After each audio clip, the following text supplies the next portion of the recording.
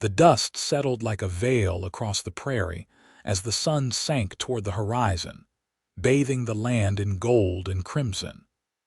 Josephine Calloway's lungs burned with every desperate breath as she crawled deeper into the shallow depression beneath an overhanging rock.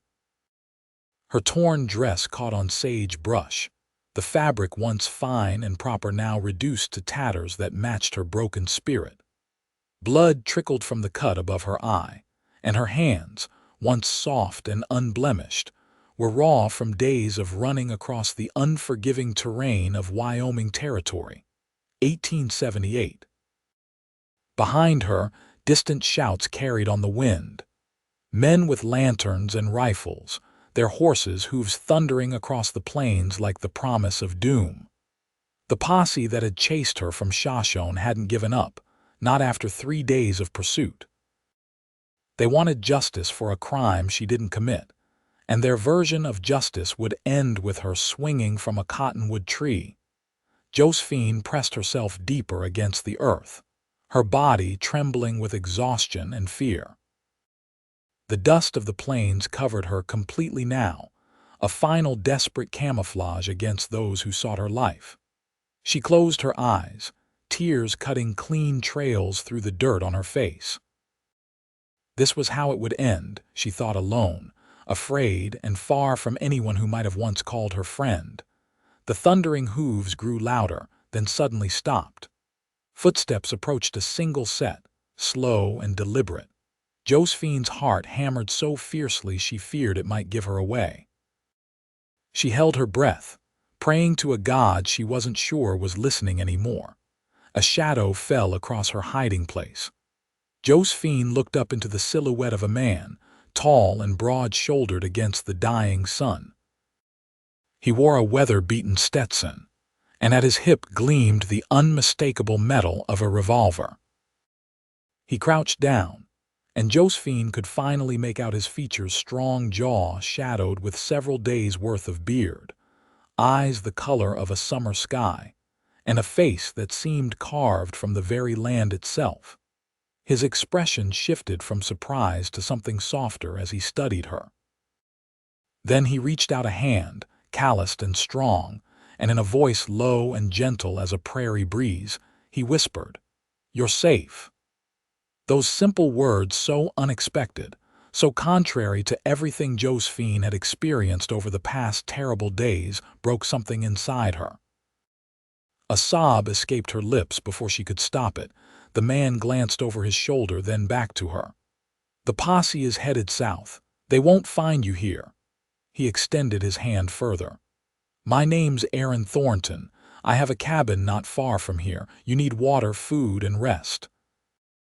Josephine stared at his offered hand, suspicion warring with desperate need. "Why would you help me? You don't know me." "I know enough," Aaron said, his voice steady. "I know that 20 men don't chase one woman across 3 counties unless they are either fools or wrong. They say I killed a man." The words scraped from her throat, dry as the dust surrounding them. Aaron's expression didn't change. "Did you?" "No." Josephine met his eyes directly, her chin lifting slightly despite her exhaustion. He nodded once as if that settled everything. "Then come with me. Night's falling fast and the prairie gets cold." Josephine hesitated one moment more, then placed her hand in his. His fingers closed around hers, strong but careful as if she might break. Perhaps she would, but not yet. Not today. Aaron helped her to her feet, steadying her when she swayed from weakness. "My horse is just over that rise," he said. "Can you walk that far?" Josephine nodded, though her legs trembled beneath her. "I've walked farther." A ghost of a smile touched his lips. "I reckon you have." He removed his coat and placed it around her shoulders. The warmth of it, carrying his scent of tobacco, leather, and open prairie, enveloped her like a promise. As they walked, Josephine glanced up at the darkening sky. The first stars were appearing, cold and distant. She'd never felt more alone in her life. Yet for the first time in days, a fragile thread of hope unfurled in her chest. This stranger, this cowboy who'd found her in the dust, had offered her sanctuary when all others had offered only hatred and blame. Aaron's horse, a powerful buckskin, stood ground-tied at the crest of the hill. The animal nickered softly as they approached, and Aaron spoke to it in the same gentle tone he'd used with Josephine. "This is Copper," he said, stroking the horse's neck. "He's steady and sure-footed, even in the dark." He turned to Josephine. "I'll help you up and then ride behind you. It's only about an hour to my place." Josephine nodded, allowing Aaron to lift her onto the horse's back. When he swung up behind her, she stiffened momentarily at the unfamiliar closeness of a man she'd only just met. But as Copper began to move beneath them, and Aaron's arm came around her waist to keep her secure, the steady strength of him became a comfort rather than a threat. They rode in silence for a time, the rhythm of the horse's gait almost lulling Josephine to sleep despite her precarious position. The adrenaline that had kept her moving for days was ebbing, leaving behind a bone-deep fatigue that made her head droop forward. "Don't fall," Aaron murmured, his voice close to her ear. "Not long now." "Why are you helping me?" Josephine asked again, needing to understand. "You could be harboring a criminal." Aaron was quiet for several moments before answering. "I've seen what mobs can do when they think they're dispensing justice. How they stop seeing a person and start seeing only what they believe that person has done." His voice had an edge to it now, sharp with some memory that clearly cut deep. "And I've seen innocent people hang because it was easier than finding the truth." Josephine absorbed his words, hearing in them echoes of her own experience. "The man, they say, I killed Walter Davidson. He was going to ruin my father," she said finally. "He loaned him money for the store, then raised the interest so high we couldn't pay. When my father confronted him, they argued. I wasn't even there." Her voice caught. "But Walter was found dead the next morning, and since my father had disappeared, they decided I must have helped him. That I must know where he is." Aaron's arm tightened slightly around her waist. "Do you know where your father is?" Josephine shook her head, fresh tears threatening. "No, I thought he'd come home that night when he didn't." She swallowed hard. "When they came for me, I ran. It was all I could think to do." "You did right," Aaron said firmly. "A trial in Shoshone with feelings running high wouldn't have been a trial at all." They crested another rise, and below them, nestled in a small valley beside a creek lined with cottonwoods, stood a cabin. Smoke curled from its chimney into the night sky, and the windows glowed with warm light. Josephine stiffened in surprise. "Someone's there." "That'll be Martha," Aaron said, guiding Copper down the slope. "My housekeeper. She comes in from town 3 days a week to cook and keep things in order. She's a good woman, widowed in the war, never remarried. You can trust her." As they approached the cabin, the door opened, spilling more light across the yard. A woman stood framed in the doorway, her gray hair pulled back in a severe bun, her face lined but kind. "Aaron Thornton, you're late for supper again," she called, her tone more fond than scolding. Then her eyes fell on Josephine, and her expression changed to one of concern. "Land's sakes, who's this poor creature?" Aaron dismounted first, then reached up to help Josephine down. Her legs nearly buckled when she hit the ground, and he kept a steadying hand on her elbow. "Martha, this is Miss Josephine. She needs our help." The simplicity of his introduction carried weight, as if this explained everything that needed explaining. Martha's eyes narrowed slightly as she took in Josephine's state, the torn dress, the dried blood, the exhaustion clear in every line of her body. Then she nodded once, decisively. "Well, bring her in then. I've got stew on the stove and water heating for a bath." The mention of a bath nearly brought Josephine to tears again. It seemed an unimaginable luxury after days spent running and hiding. Inside, The cabin was modest but comfortable.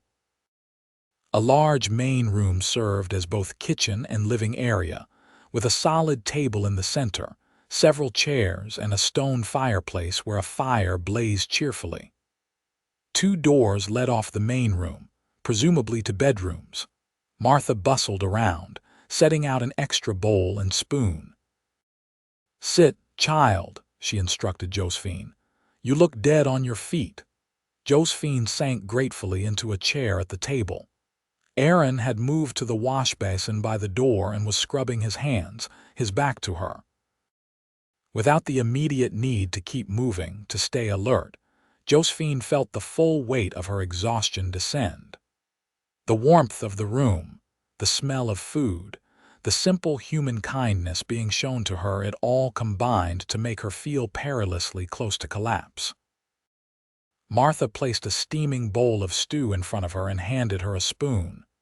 "Eat," she said, her voice softer now. "Then we'll see about getting you cleaned up." The first spoonful nearly undid Josephine completely.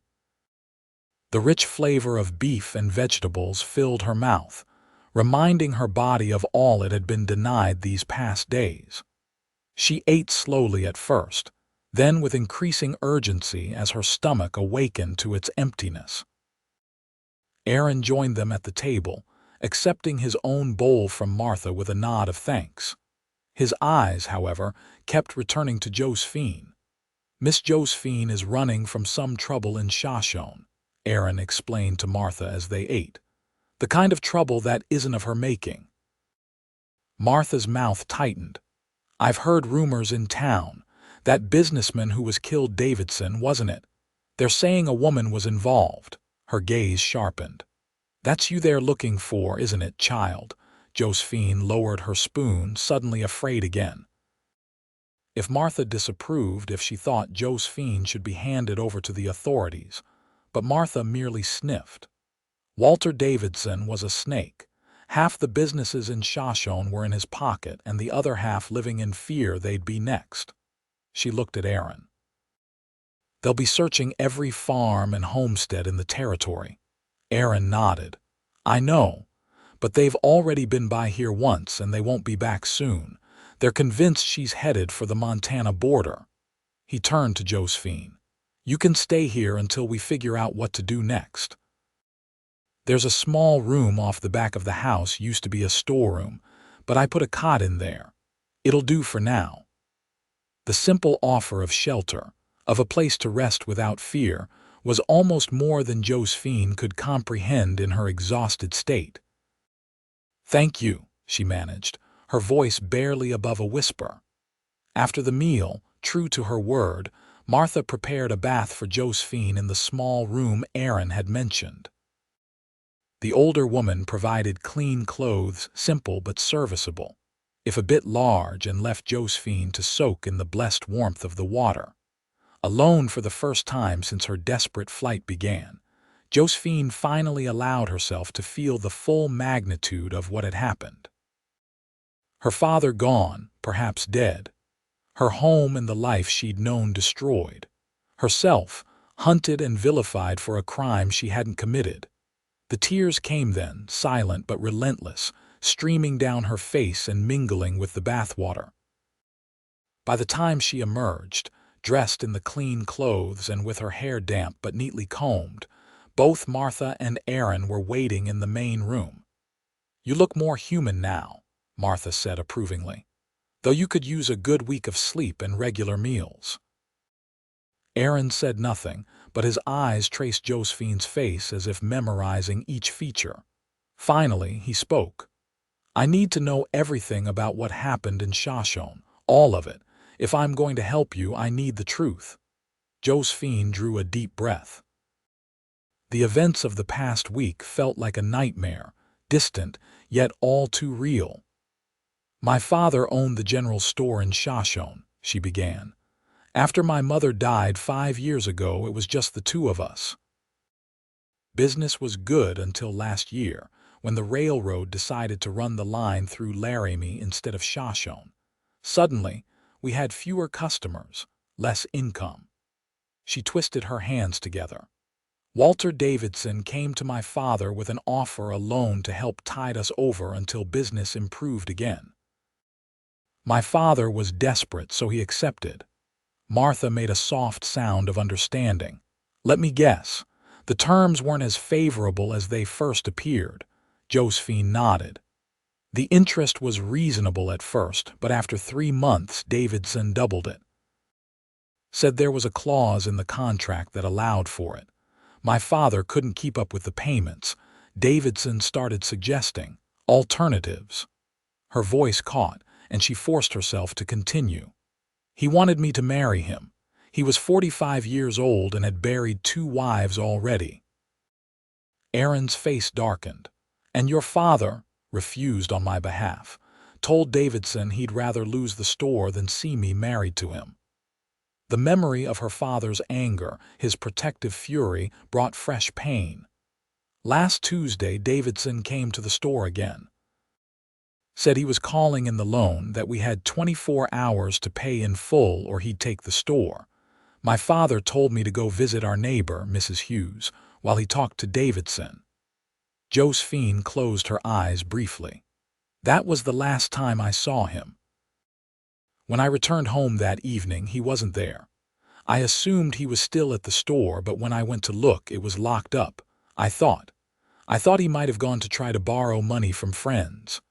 And the next morning, Aaron prompted gently when she fell silent. The sheriff came to our house at dawn. Davidson had been found dead in his office, beaten so badly they barely recognized him. There was blood on his desk, papers scattered everywhere. Josephine's voice trembled. They wanted to know where my father was. When I couldn't tell them, they said he must have fled after killing Davidson and that I must be helping him hide. They took me to the jail, but while the sheriff was out questioning Davidson's clerk, his deputy. She stopped, unable to continue. Martha's face hardened. That would be Hank Willis. Never had much sense, that one. Josephine nodded. He said there were ways to make me talk. He unlocked the cell door and came in. I hit him with the water pitcher and ran. I've been running ever since. Aaron stood abruptly and walked to the fireplace, his back to the room, tension evident in every line of his body. When he turned back, his face was carefully controlled. They won't find you here, he said, his voice low and certain. But we need to find out what really happened to Davidson and where your father is. Otherwise, you'll never be safe. Josephine looked up at him, hope and fear warring within her. How? I can't go back to Shoshone. They'll hang me without asking questions. I can go, Aaron said. I have business in town occasionally. No one will think twice about seeing me there. Martha nodded slowly. It could work. Aaron's respected in these parts, served as a deputy himself over in Laramie before he bought this place. People talk to him. But what about you? Josephine asked Aaron. If they discover you're helping me, they won't, he said firmly. For now, you'll stay here.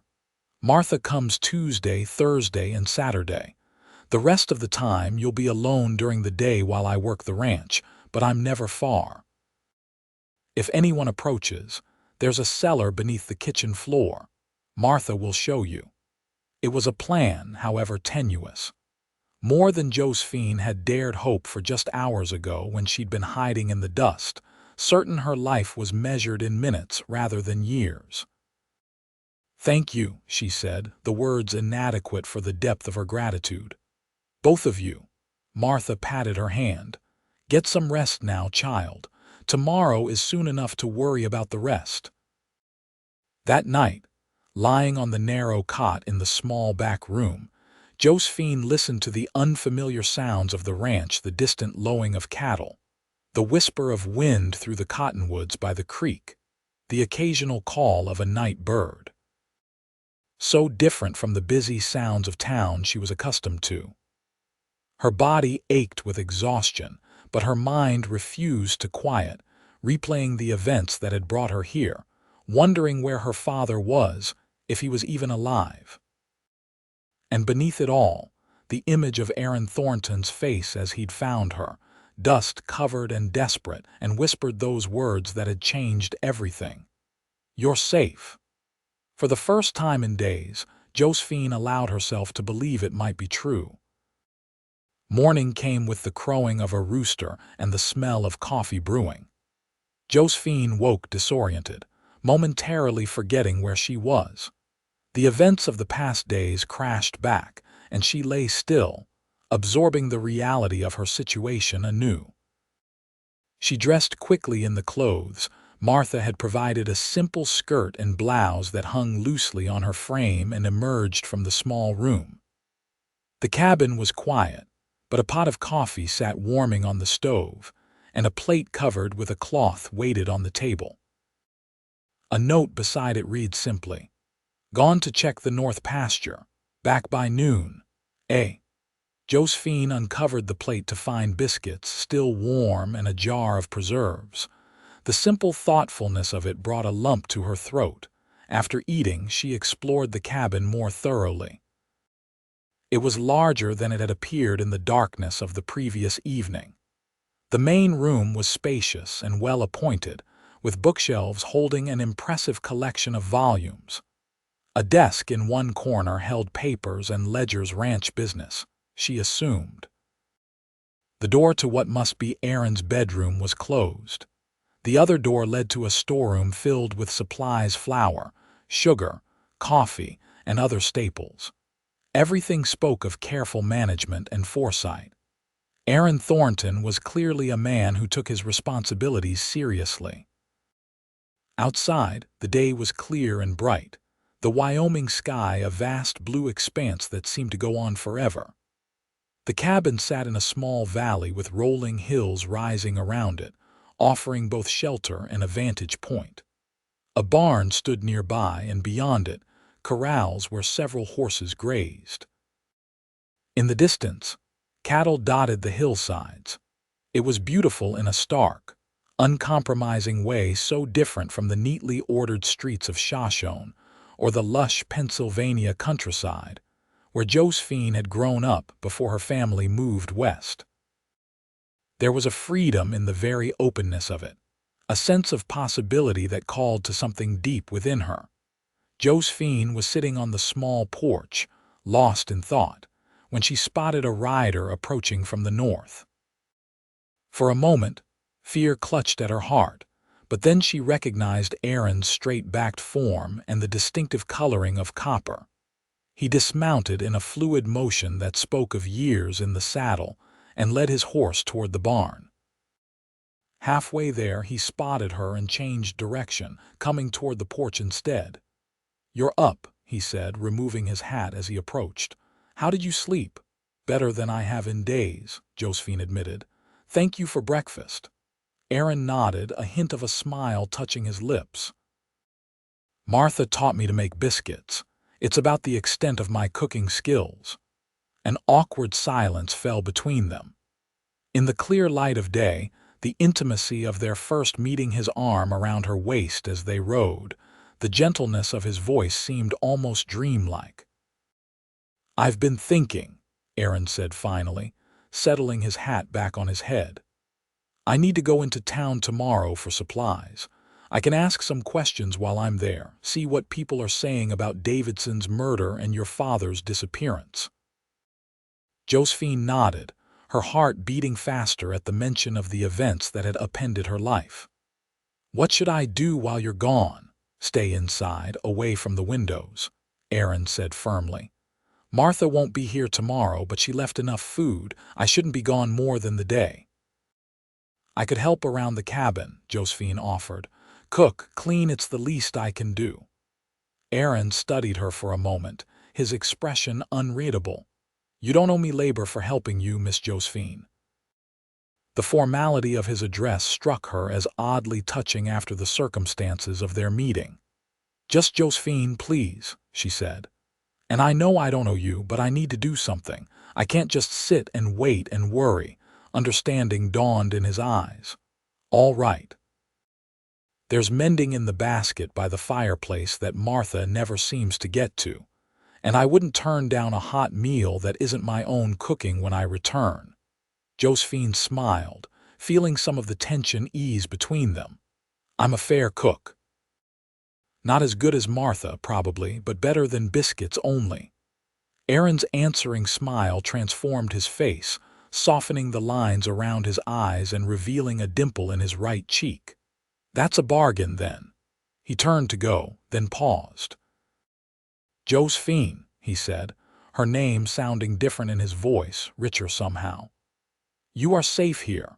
I give you my word. The sincerity in his eyes, the quiet certainty of his promise, touched something in Josephine that had been wounded by the events of the past week. I believe you, she said simply. Aaron nodded once, then continued toward the barn, his stride long and confident. Josephine watched him go, aware of a curious warmth spreading through her chest. In the midst of chaos and fear, she had found an unexpected ally, perhaps even a friend. The day passed slowly. Josephine busied herself with the mending, finding comfort in the familiar rhythm of needle and thread.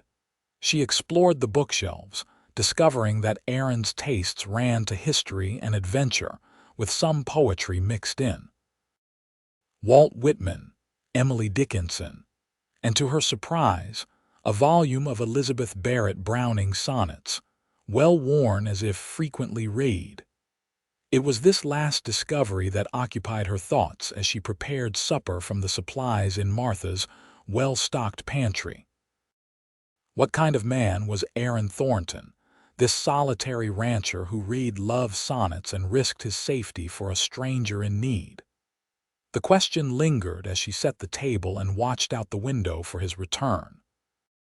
The sun was setting when Aaron finally appeared, riding up to the cabin just as the western sky blazed with color. Josephine had begun to worry, imagining all manner of disasters, that he'd been discovered helping her, that the posse had returned, that he'd been injured in some ranch accident. Relief flooded through her at the sight of him, strong and whole. She was at the door before he reached it. You're back, she said, unable to keep the gladness from her voice. Aaron looked tired, dust from the trail clinging to his clothes, but his eyes brightened when they met hers. Something smells good, he said, removing his hat as he entered. Beef stew, Josephine replied, and I found some apples in the cellar and made a pie.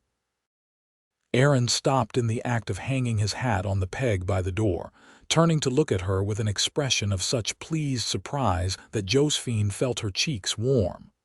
A pie, he repeated. I haven't had apple pie since. He trailed off, something flickering in his eyes. Thank you. Josephine busied herself with the final preparations for the meal, giving Aaron time to wash up at the basin by the door. When they sat down to eat, she couldn't contain her questions any longer. Did you learn anything in town about my father or Mr. Davidson? Aaron's face grew serious. Some. The official story is still that your father killed Davidson in a rage over the loan, then fled. They're searching for him as far as Montana and Utah. He paused, seeming to choose his words carefully. But I spoke with Samuel Green, who runs the livery stable. He mentioned that Davidson had a meeting scheduled the night he was killed, not with your father, but with a man named James Blackwood. Josephine frowned. I don't know that name. Few people do, Aaron said. He's not from Shoshone. Green said he's been seen around town for the past month or so, staying at the hotel, asking questions about land sales and water rights. Aaron took a bite of stew, his expression thoughtful. Davidson was involved in a lot of property deals. Maybe this Blackwood was a business partner or a rival. Hope flickered in Josephine's chest. If someone else had reason to kill Davidson, it's a thread to pull, Aaron agreed. I also spoke with Mrs. Hughes, your neighbor, carefully, so as not to raise suspicion. She said your father came to her house the evening of the murder looking for you. When she told him you hadn't been there, he seemed confused, then worried. He told her he needed to check on something and left in a hurry. That was the last she saw of him. Josephine set down her spoon, her appetite suddenly gone. He was looking for me, but I was looking for him. We must have just missed each other. It seems so. Aaron reached across the table and, after a moment's hesitation, covered her hand with his own. This is good news, Josephine. It means your father was alive after Davidson was killed. Whatever happened, he wasn't responsible for the murder. Josephine turned her hand beneath his, their palms meeting. The simple human contact steadied her. But where is he now? Why hasn't he tried to find me, to clear his name? I don't know, Aaron admitted, but we'll keep looking.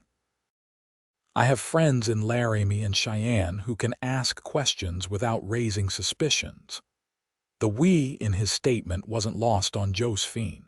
Somehow, in the space of a day, her problem had become their problem. The realization brought with it a complex mixture of gratitude and something deeper, something she wasn't ready to examine too closely. "Thank you," she said, her voice thick with emotion. "I don't know why you're doing all this for me, but thank you." Aaron's hand tightened briefly on hers before he withdrew it. Everyone deserves someone on their side, Josephine, especially when it seems the whole world is against them.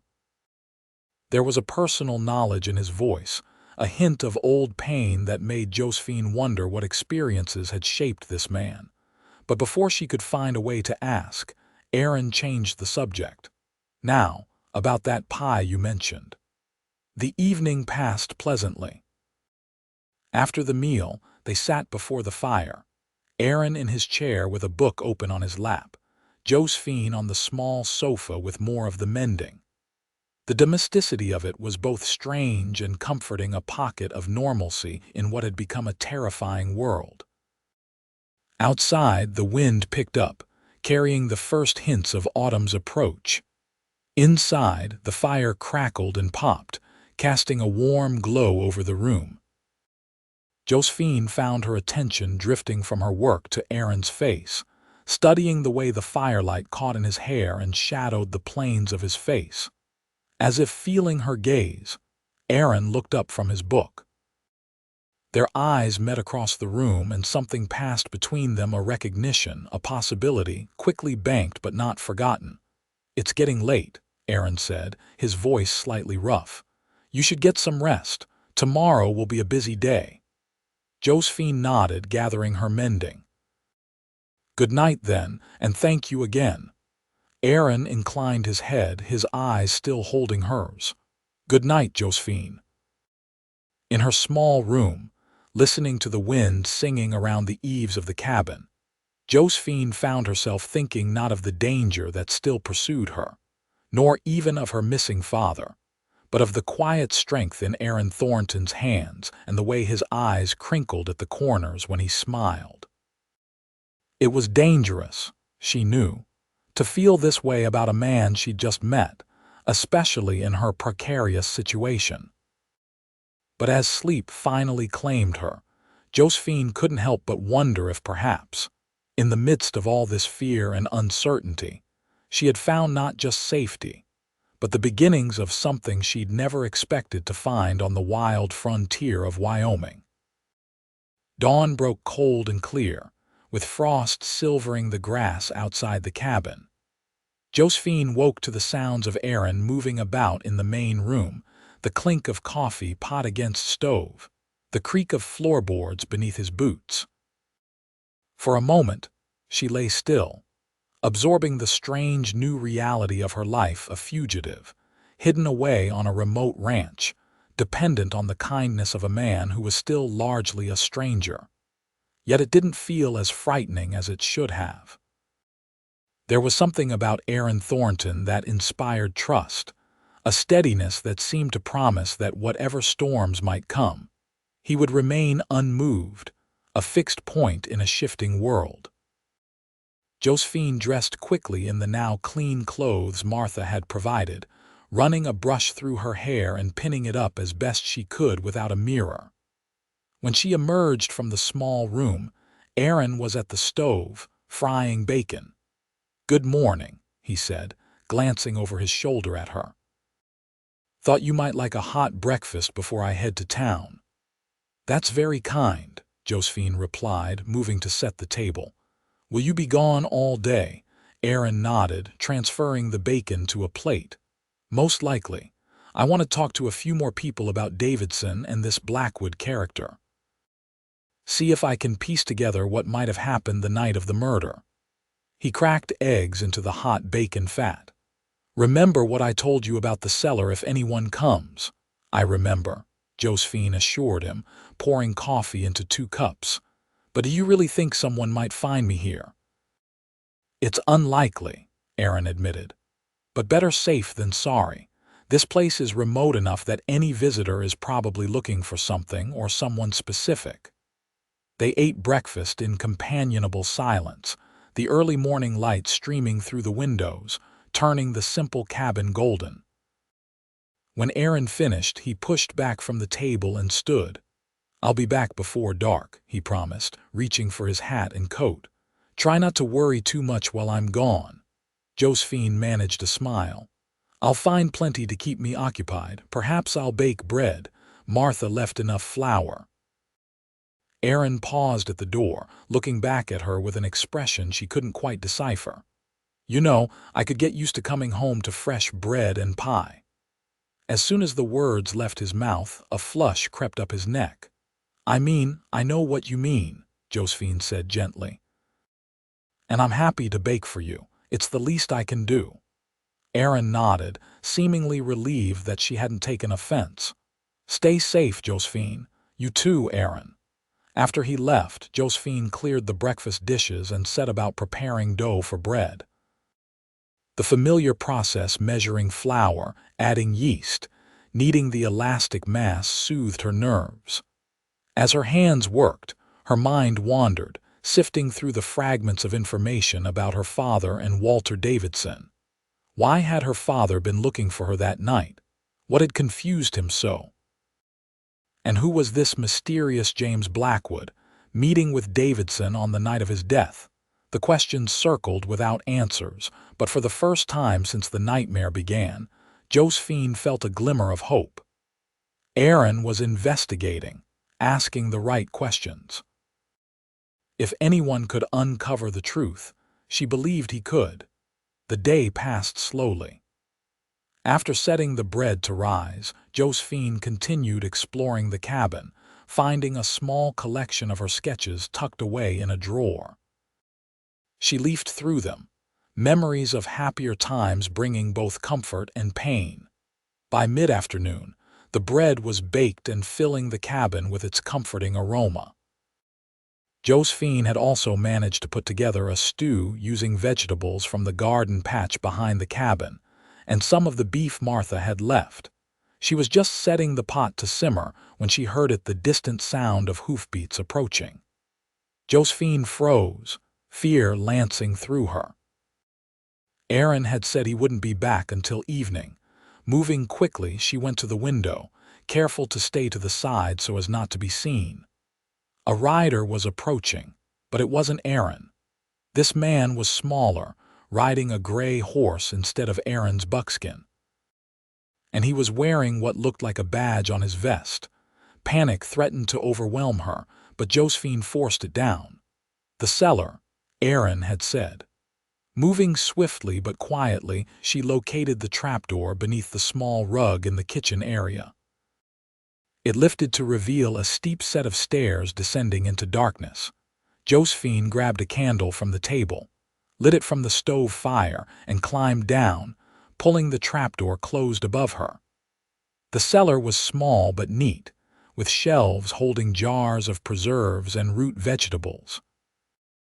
It smelled of earth and apples. Heart pounding, Josephine extinguished the candle. The last thing she needed was for light to seep through the floorboards and crouched in the darkness, straining to hear. Above, she heard the sound of boots on the porch, then a sharp knock at the door. When no answer came, there was a pause, followed by the creak of the door opening. "Hello," a man's voice called. "Thornton, you home?" Footsteps moved through the cabin, pausing here and there. Josephine held her breath, praying that nothing in the main room would betray her presence. Had she left anything out that might raise suspicion? The bread still cooling on the counter, the stew simmering on the stove. Clear signs that someone was there or had been recently. The footsteps stopped directly above her head. Josephine could hear the floorboards creaking as the man shifted his weight. "Huh," the voice muttered. "Bread still warm, stew cooking. Someone's here or just stepped out." More movement, then the sound of a drawer being opened and closed. He was searching the cabin. Josephine pressed a hand over her mouth to keep from making any sound. The darkness of the cellar seemed to press in around her, and she fought against the panic that threatened to choke her. If he found the trapdoor, if he discovered her hiding here. The footsteps moved again, this time toward the small room where she'd been sleeping. She heard the door open, a pause, then more movement. He was thorough in his search, checking every possible hiding place. After what seemed an eternity, the footsteps returned to the main room, then to the door.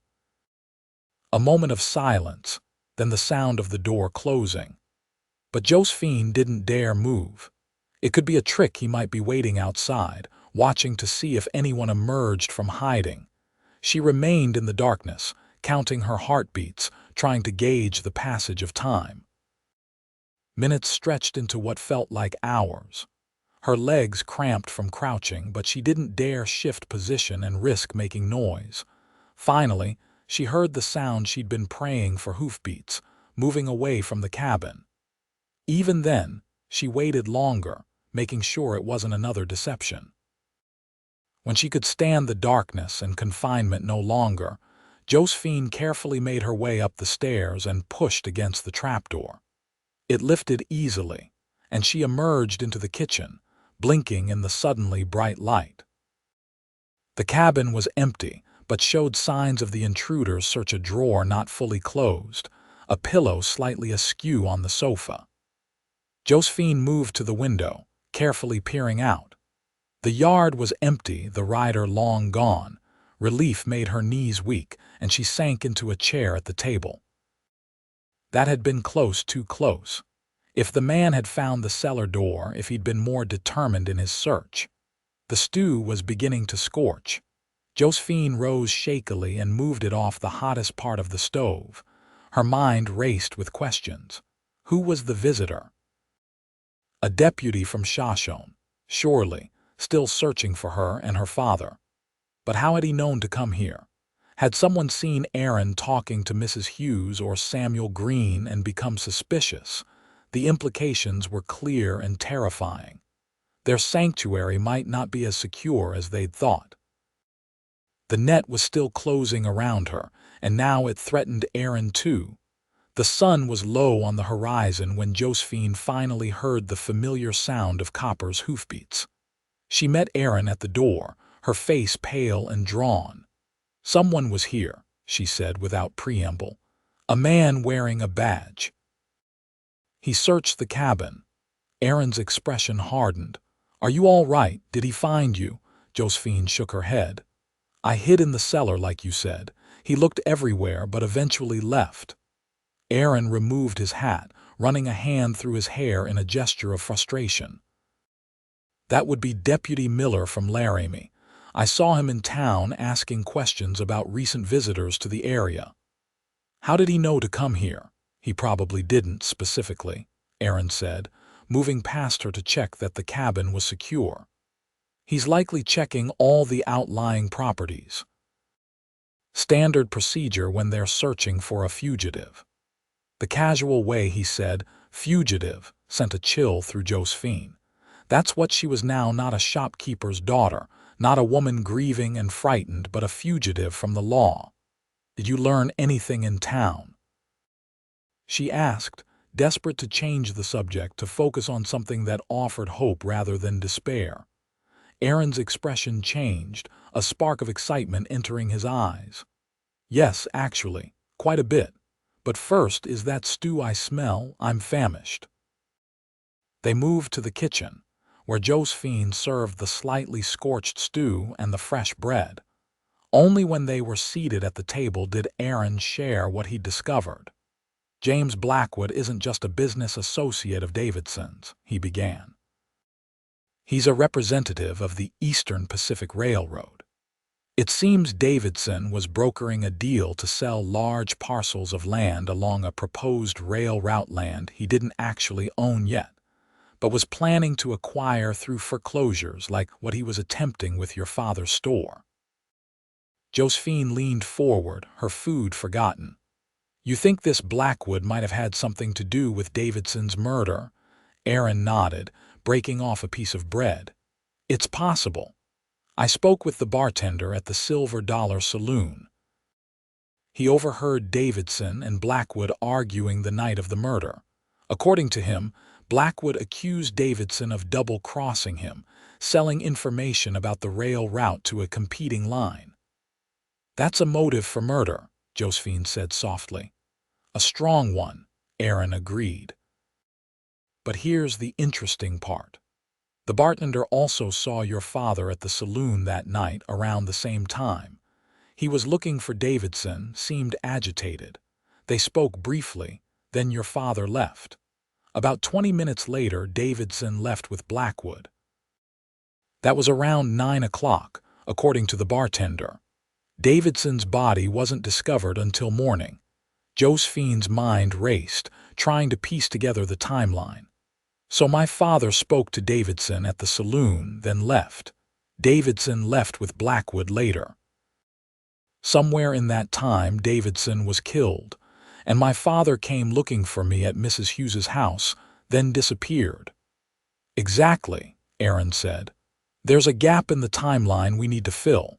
What happened after Davidson left with Blackwood? Did they go to Davidson's office where the murder took place?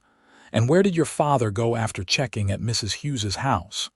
Josephine pushed her plate away, no longer hungry. And where is Blackwood now? That's another interesting piece, Aaron said. He checked out of the hotel the morning after the murder, told the clerk he was headed for Cheyenne on urgent business. No one has seen him since. The implications hung in the air between them. If Blackwood had killed Davidson in a rage over the double cross, then fled, it would explain everything except the disappearance of Josephine's father. We need to find Blackwood, Josephine said firmly. And we need to find my father. They're the keys to clearing my name. Aaron studied her face, his expression serious. Finding either won't be easy, but I have a friend in Cheyenne, a former lawman turned private investigator. I can telegraph him tomorrow, ask him to look for Blackwood. And my father, Aaron hesitated. That's more difficult. If he's in hiding, he's doing a good job of it. No one in Shoshone has seen him since the night of the murder. Josephine felt tears stinging her eyes. Do you think? Could he be dead? Could Blackwood have killed them both? Aaron reached across the table, taking her hand in his. I don't believe that. There's been no body found, no sign of violence except at Davidson's office. Your father is out there somewhere, Josephine. We'll find him. The certainty in his voice, the steady pressure of his hand on hers, gave Josephine courage.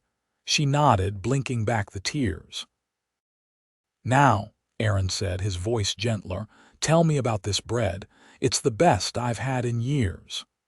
The change of subject was deliberate, an attempt to lift the heaviness that had settled over them. Josephine allowed it, grateful for the respite from worry and fear. They spoke of simpler things as they finished their meal the coming winter. The herd of cattle Aaron was raising. The book of poetry Josephine had found on his shelf.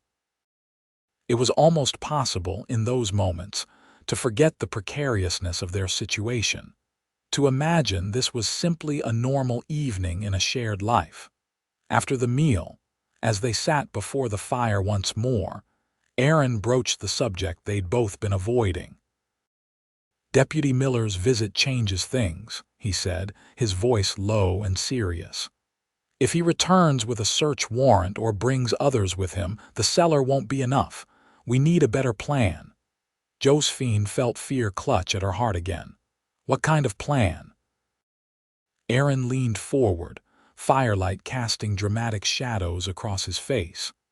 There's a line shack about 5 miles from here, up in the hills. It's basic, just one room with a bed and a stove, but it's well hidden. If Miller or anyone else returns, that's where you'll go. I'll take you there tomorrow, show you the trail. The idea of being even more isolated, farther from Aaron's reassuring presence, sent a wave of panic through Josephine. Alone, up in the hills, Aaron's expression softened. Only if necessary and only temporarily. I'd bring you supplies, check on you daily. He paused, seeming to choose his words carefully. I know it's frightening, Josephine, but I promise to keep you safe, and I mean to keep that promise. There it was again, that steady certainty that made Josephine believe, against all odds, that somehow everything would be all right. She found herself nodding, all right. But let's hope it doesn't come to that. Aaron smiled, the expression warming his eyes. Agreed. Now, I think we could both use some rest. Tomorrow we'll ride out to the line shack, just so you know the way. As they prepared to retire for the night, Josephine found herself lingering in the main room, reluctant to retreat to her small bedroom and the solitude of her thoughts. Aaron seemed similarly disinclined to end the evening, moving about the cabin with unnecessary tasks, adding wood to the fire, checking that the doors were secure, straightening books that didn't need straightening. Finally, he stopped, turning to look at her directly. Josephine, he began, then hesitated.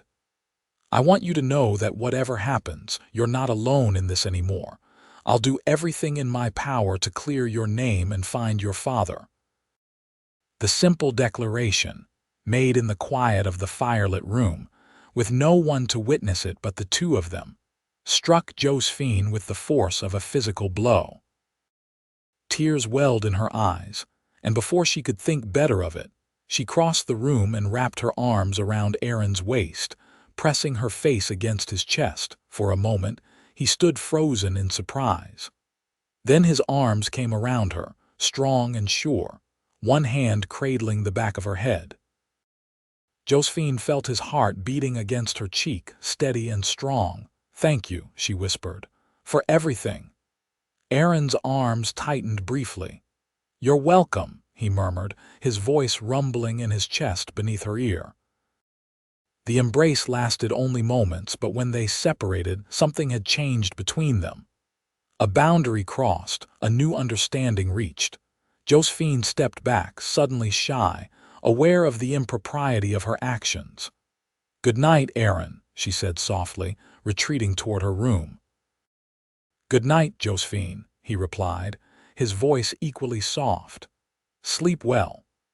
That night, Josephine dreamed of dust and darkness, of running endlessly across the plains with unseen pursuers at her heels.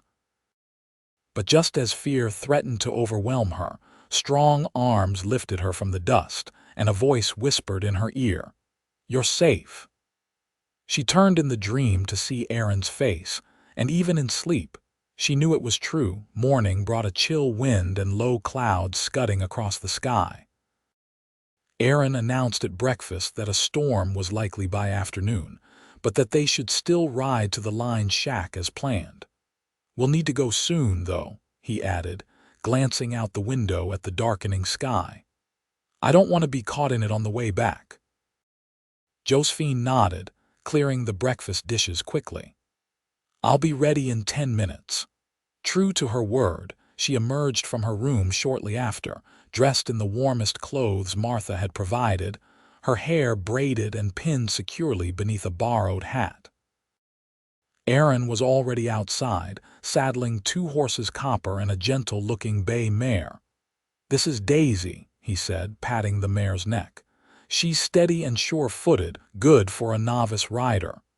Josephine approached the horse cautiously. I haven't ridden much, she admitted.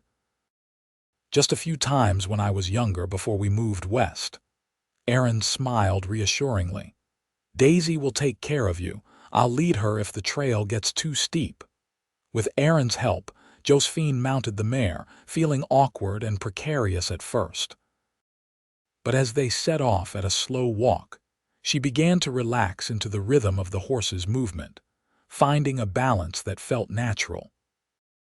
The trail led up into the hills that surrounded the ranch, winding through stands of pine and across open meadows where late wildflowers still bloomed despite the approaching autumn. Under different circumstances, it would have been a pleasant ride, even for a novice like Josephine. But the knowledge that they were preparing for her to hide alone in these hills, that danger still pursued her, cast a shadow over the beauty of the day. Aaron rode slightly ahead, occasionally glancing back to check on her progress. The wind was picking up, bringing with it the sharp scent of pine and the distant promise of rain. Above them, the clouds continued to darken. Not much farther, Aaron called over his shoulder as they entered a dense stand of pines. "The shack is just over this rise." The trail narrowed, forcing them to ride single file. The trees closed around them, blocking much of the wind but also most of the light, creating a twilight world of shadows and whispers. Josephine shivered, pulling her coat closer around her. Suddenly, Daisy shied, a sharp movement that nearly unseated Josephine. She clutched at the saddle, a small cry escaping her lips. Ahead, Aaron had already turned copper around, concern evident on his face. "What happened?" he asked, urging his horse back toward her. "I don't know," Josephine replied, her heart racing. "She just spooked at something." Aaron frowned, scanning the trees around them. "Probably a deer or a fox. These woods are full of," he broke off abruptly, his body tensing. Josephine followed his gaze and saw what had caught his attention, a thin tendril of smoke rising from beyond the next hill. "The line shack," Aaron said, his voice tight. "Someone's there." Fear clutched at Josephine's heart. Deputy Miller, maybe, or a traveler seeking shelter from the storm. Aaron's hand moved to the revolver at his hip. "Either way, we need to know." He dismounted in a fluid motion, tying Copper's reins to a nearby branch. "Stay here with the horses," he instructed Josephine. "If you hear a shot, ride back to the ranch as fast as you can. Don't wait for me." "Aaron, no," Josephine protested, fear for him now overriding fear for herself. "It's too dangerous." His expression softened slightly. "I've handled worse. Just stay here, stay quiet, and be ready to ride if necessary." Before she could argue further, Aaron was moving through the trees, his footsteps nearly silent on the pine-needled ground. Within moments, he had disappeared from view. Josephine sat frozen on Daisy's back, every sense alert for any sound from the direction Aaron had gone. The wind whispered through the pines, and somewhere in the distance, a bird called. But no gunshot, no shout, no sign of confrontation. Minutes stretched endlessly. Daisy shifted restlessly beneath her, picking up on her tension. Josephine stroked the mare's neck, murmuring soothing words that did nothing to calm her own racing heart. Just as she was considering dismounting to follow Aaron against his explicit instructions, she heard footsteps approaching through the trees. She tensed, ready to flee, but then Aaron appeared, moving quickly but without the urgency of danger. "It's all right," he called softly. "Come on. There's someone you need to see." Confused but relieved, Josephine urged Daisy forward, following as Aaron led the way up the trail. They crested the hill, and the line shack came into view, a small, sturdy structure built of logs, with a stone chimney from which the telltale smoke rose. As they approached, the door of the shack opened, and a figure stepped out onto the small porch. Tall, thin, with gray-streaked hair and a beard that hadn't been there the last time Josephine had seen him. "Father," she whispered, disbelieving. Howard Calloway raised a trembling hand in greeting, his face lined with exhaustion and relief. "Josephine, thank God." Josephine was off the horse before she realized she was moving, stumbling in her haste to reach her father. He met her halfway, enfolded her in arms that felt thinner than she remembered but no less strong in their embrace. "I thought you were dead," she sobbed against his shoulder. "They said you killed Mr. Davidson and ran away." "No, no," her father murmured, stroking her hair. "I've been hiding, trying to find a way to prove my innocence, our innocence." Aaron approached, leading both horses.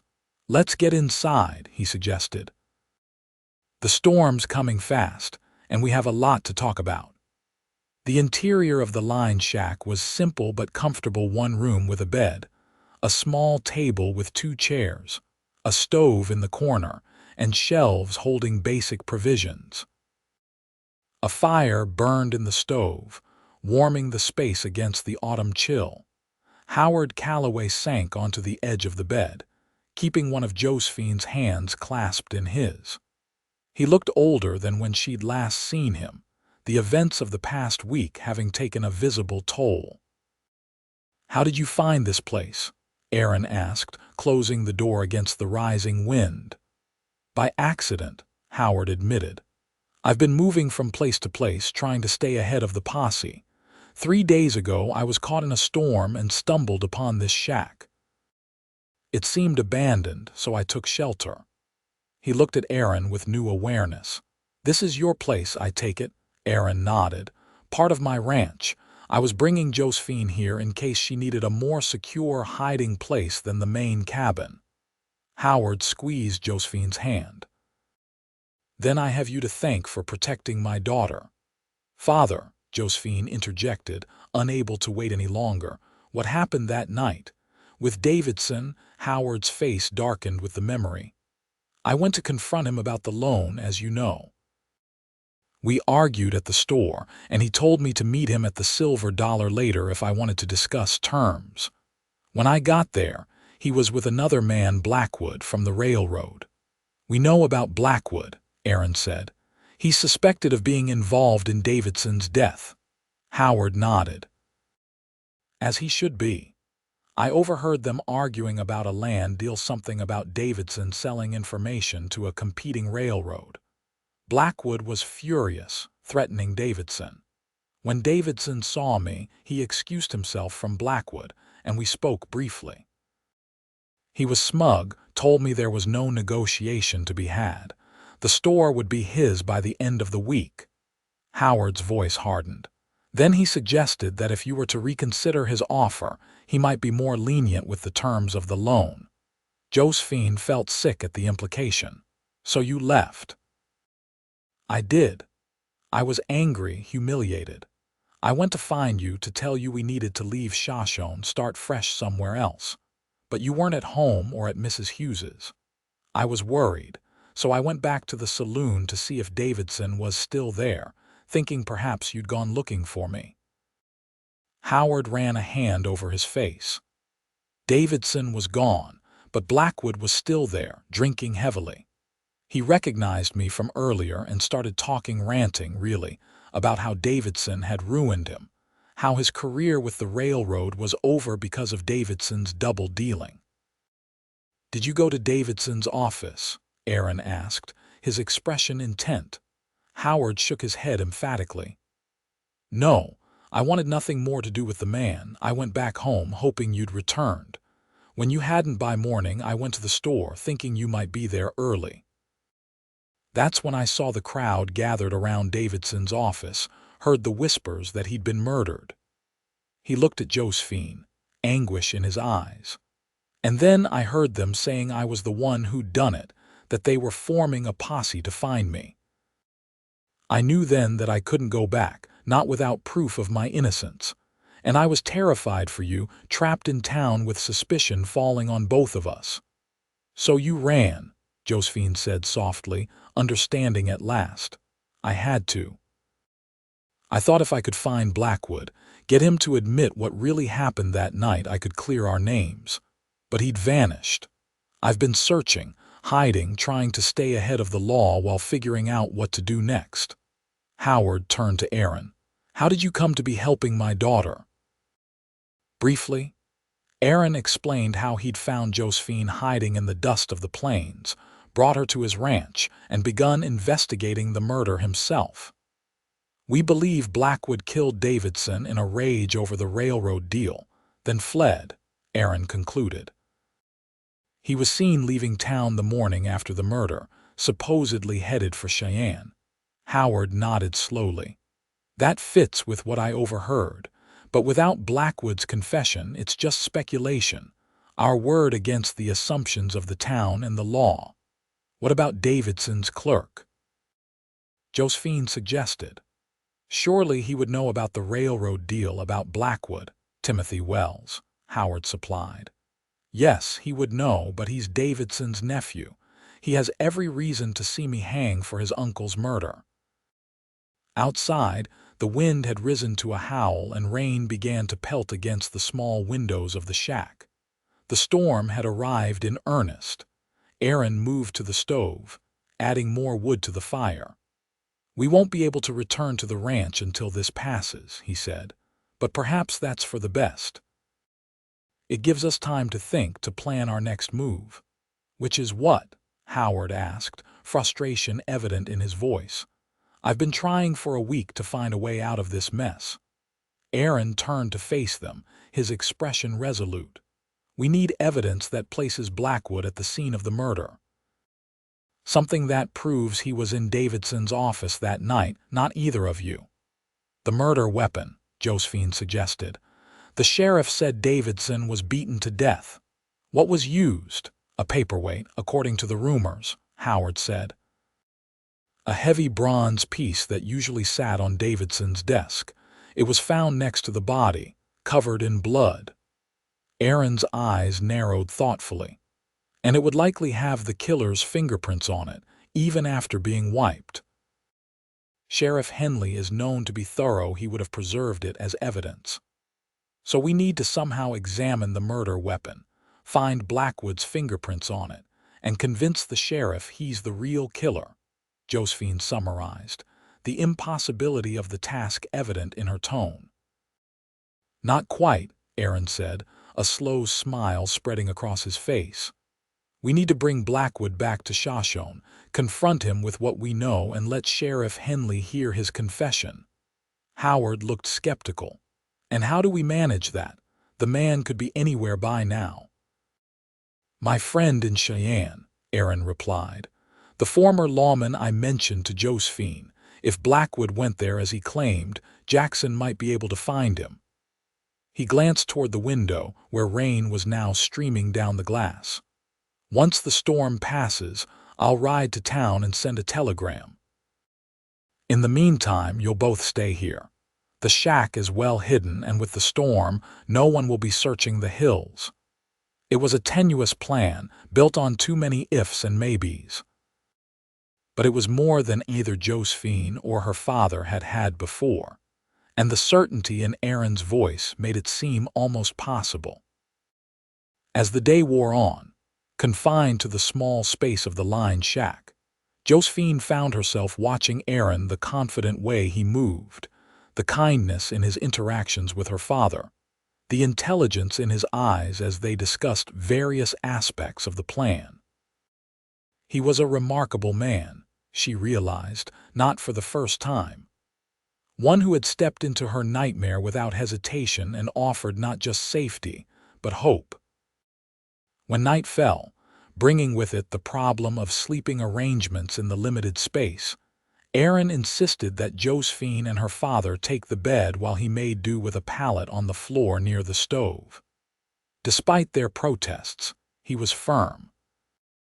"I've slept in worse conditions on cattle drives," he said, arranging his saddle blanket into a makeshift bed. "This is luxury by comparison." Josephine lay awake long after her father's breathing had settled into the rhythm of sleep, listening to the storm rage outside and thinking of the man lying just feet away from her. In the span of days, Aaron Thornton had become the center of her world, her protector, her ally, perhaps even her friend. And something more, something she wasn't ready to name but felt growing stronger with each passing hour. Tomorrow, he would ride to town to send the telegram, leaving her and her father at the line shack. The thought of him going into potential danger on her behalf filled her with a dread that surprised her in its intensity. She'd already lost so much. The idea of losing Aaron too was unbearable. In the darkness, as if sensing her thoughts, Aaron's voice came softly. "Try to sleep, Josephine. Tomorrow will be a better day."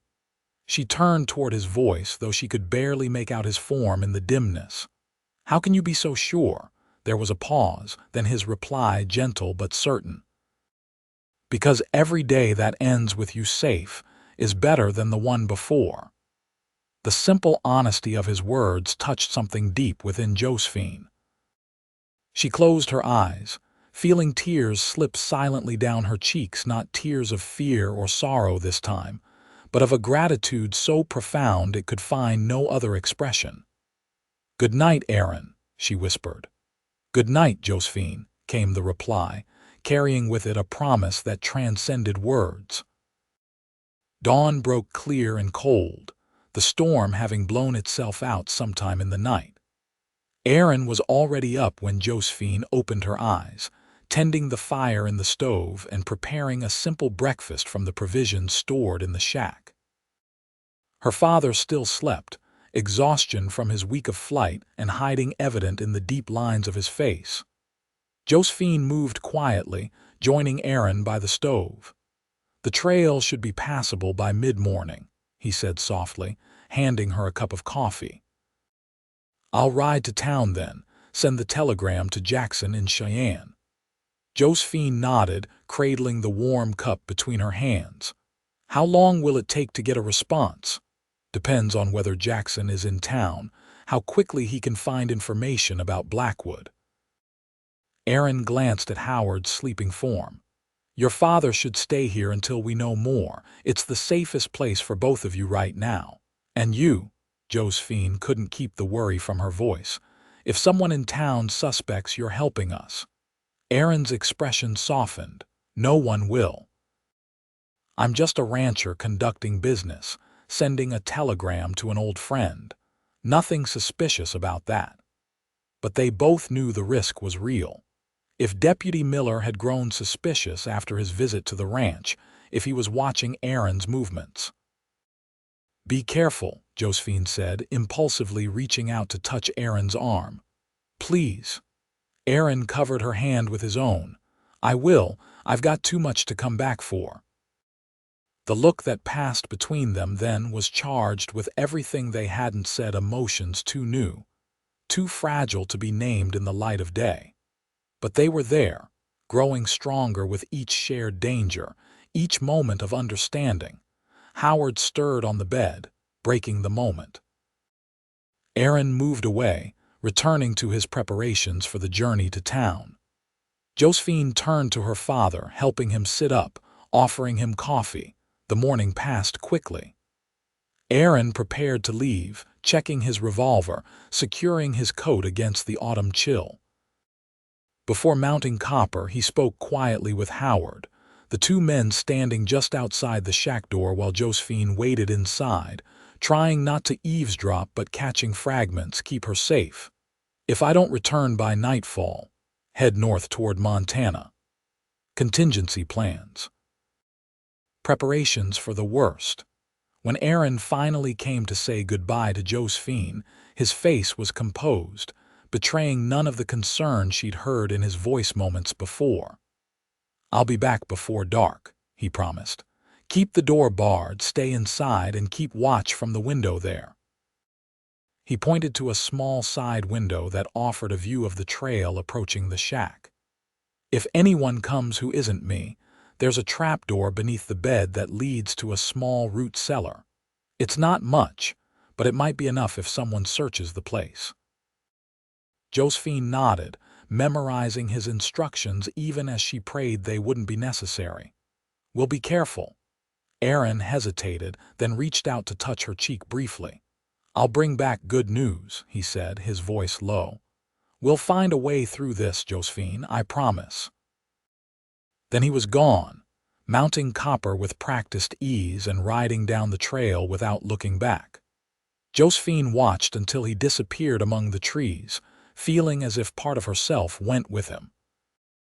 Inside the shack, Howard was building up the fire, his movements slow with the stiffness of age and recent hardship.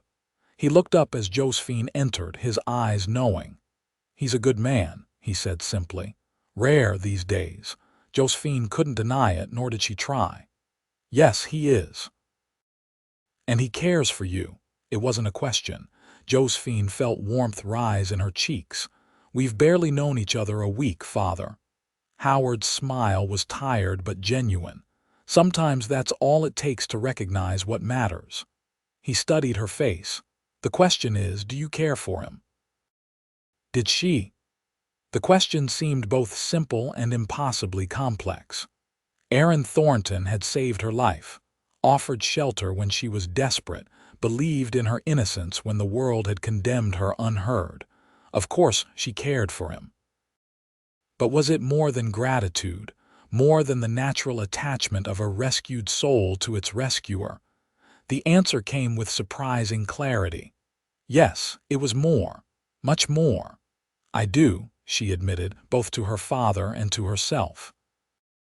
"But with everything that's happening, life doesn't wait for convenient times, Josephine," Howard interrupted gently. "It offers its gifts in the midst of chaos as often as in times of peace. The wise accept them whenever they come." Josephine absorbed her father's words, finding in them both wisdom and permission to acknowledge the feelings growing within her, even as danger still surrounded them. The day passed slowly. Josephine and her father talked of many things: the store they had lost, the future they might build elsewhere if they couldn't clear their names in Shoshone, the mother and wife they both still mourned. They avoided the subject that preoccupied them both: whether Aaron would return with the help they so desperately needed, or whether this small sanctuary would prove to be just another temporary refuge in an unending flight. By late afternoon, Josephine found herself returning to the window again and again, scanning the trail for any sign of Aaron's return. The autumn day was waning, the sun slipping toward the western horizon, casting long shadows through the trees. "He'll be back," Howard said, watching her from his seat by the fire. "A man like that keeps his promises." Josephine nodded, wanting to believe it, yet unable to silence the fears that whispered in her mind. What if Aaron had been arrested in town? What if Deputy Miller had been watching, had followed him back toward the ranch? What if? A movement on the trail caught her eye, a rider moving slowly up the path toward the shack. Josephine's heart leaped, then stuttered with renewed fear. It wasn't Aaron on Copper. This was a different horse, a different silhouette. "Father," she whispered urgently, "someone's coming. Not Aaron." Howard was beside her in an instant, peering through the window. His face hardened as he recognized the approaching rider. "Deputy Miller," he confirmed. "We need to hide now." They moved quickly, pulling the bed away from the wall to reveal the trapdoor Aaron had mentioned. Howard lifted it, revealing a small space beneath the floor, not a proper cellar, but a storage area just large enough for two people to crouch uncomfortably. "Go," Howard urged, helping Josephine into the space. "I'll follow." But as Josephine settled into the cramped hiding place, looking up at her father, she saw his expression change. Resignation replaced fear, determination overshadowing caution. "Father?" she questioned, suddenly afraid in a new way. Howard smiled down at her, a smile tinged with sadness and resolve. "I love you, Josephine. Always remember that." Then he closed the trapdoor, leaving her in darkness. Above, she heard the scrape of the bed being pushed back into place, followed by her father's footsteps moving toward the door of the shack. No, she thought desperately. No, he couldn't be the sound of the door opening, her father's voice carrying clearly through the floorboards. "Deputy Miller. I've been expecting someone to find me eventually. I suppose it might as well be you." Josephine pressed her hand over her mouth to stifle a cry. Her father was surrendering himself, drawing attention away from her hiding place, perhaps hoping that in doing so he could spare her. Above, the conversation continued, Miller's voice surprised but quickly recovering. "Howard Calloway, you're under arrest for the murder of Walter Davidson and for fleeing justice."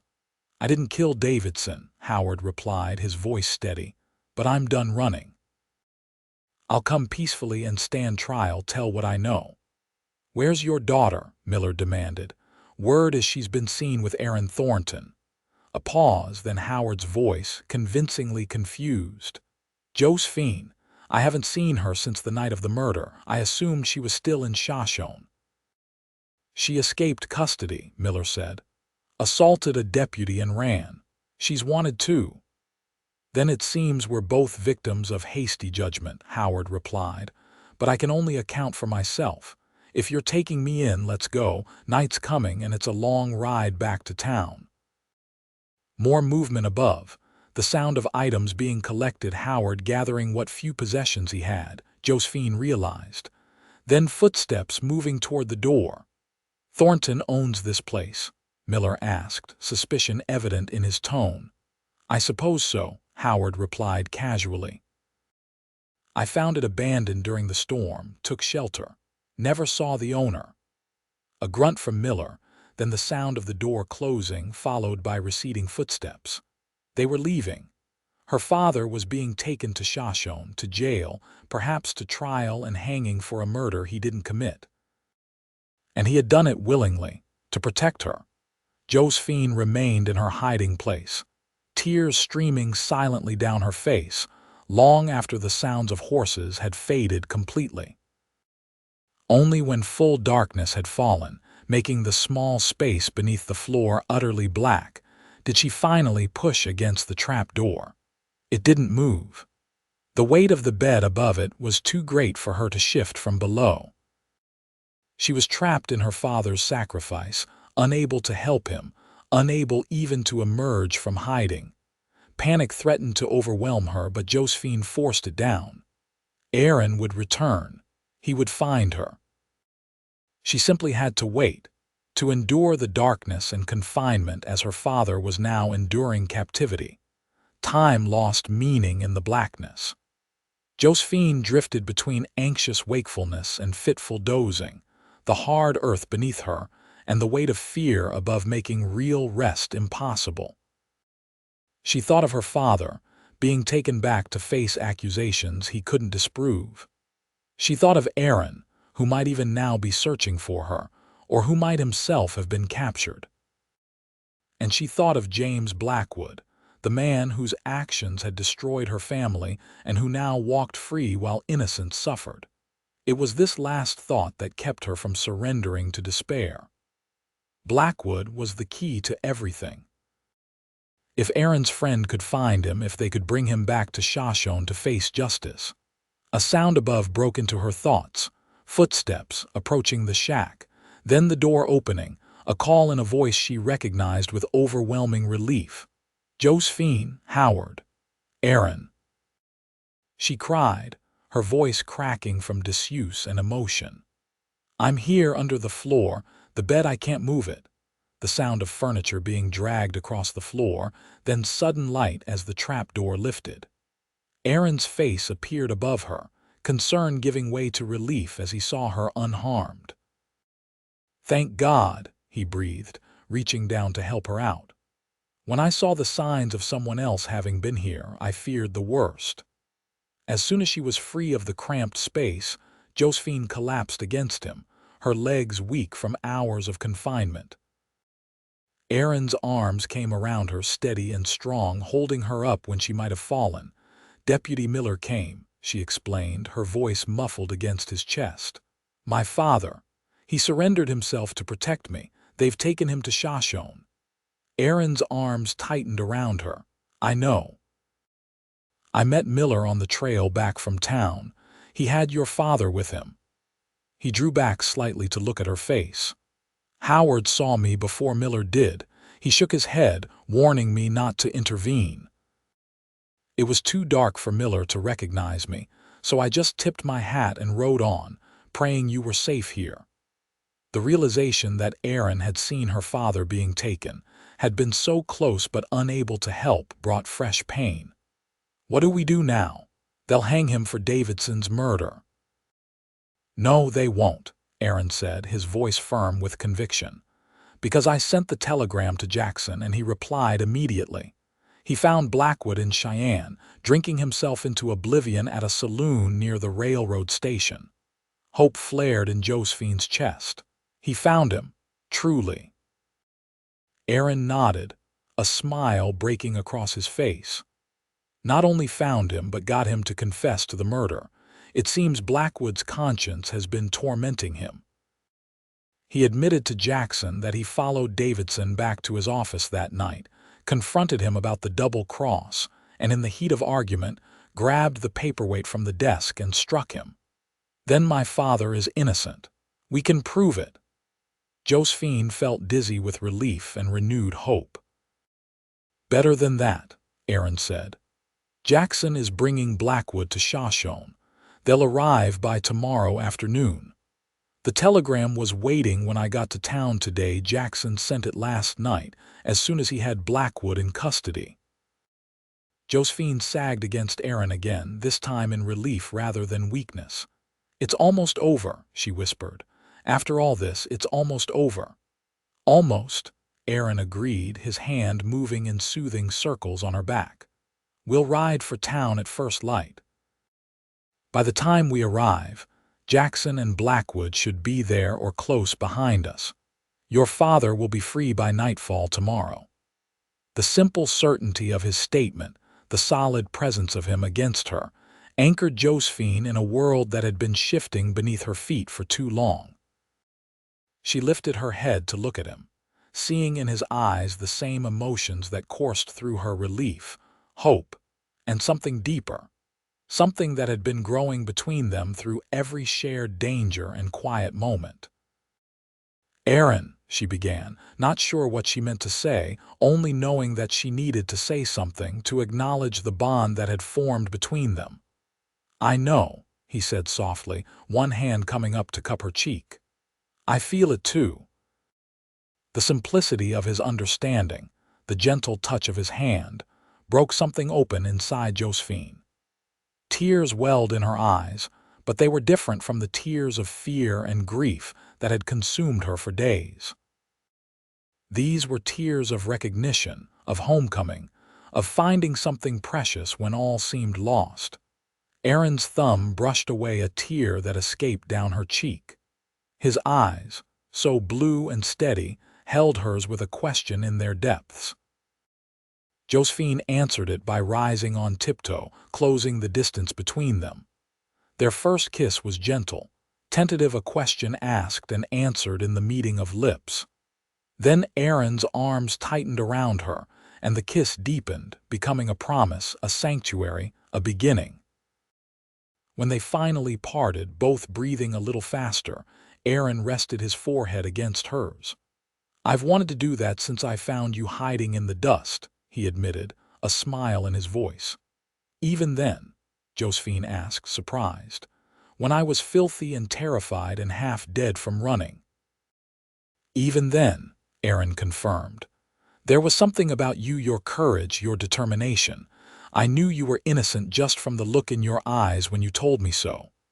And now, she asked, suddenly vulnerable.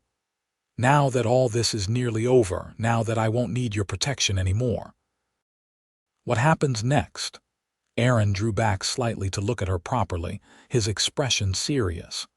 What happens next is whatever we choose, Josephine. Your name will be cleared. You and your father will be free to stay in Shoshone or go elsewhere. Start over wherever you like. He paused, something like uncertainty flickering in his eyes. But I hope you might consider staying here with me. The words were simple, the emotion behind them profound. Josephine felt them resonate in the deepest part of herself, where hopes she'd scarcely acknowledged had taken root. I think I'd like that, she said softly. Very much. Aaron's smile was like sunrise breaking over the plains, warm and full of promise. He kissed her again, this time with a certainty that spoke of futures shared and paths chosen. Outside, night had fully fallen, stars emerging in the clear sky after the storm. Inside the small line shack, Josephine Calloway felt, for the first time in too long, that she was exactly where she was meant to be. Dawn found them already on the trail toward Shoshone, riding side by side when the path allowed it. Josephine on Daisy, Aaron on Copper. The morning was crisp and clear, the world washed clean by the recent storm. Under different circumstances, it would have been a pleasant ride, the autumn colors just beginning to touch the leaves, the distant mountains sharp against the sky. But urgency drove them forward. Aaron had explained his plan as they prepared to leave the line shack. They would go directly to Sheriff Henley upon arriving in Shoshone, tell him everything they knew about Blackwood and the railroad deal, and ask that Howard be released into their custody until Jackson arrived with Blackwood.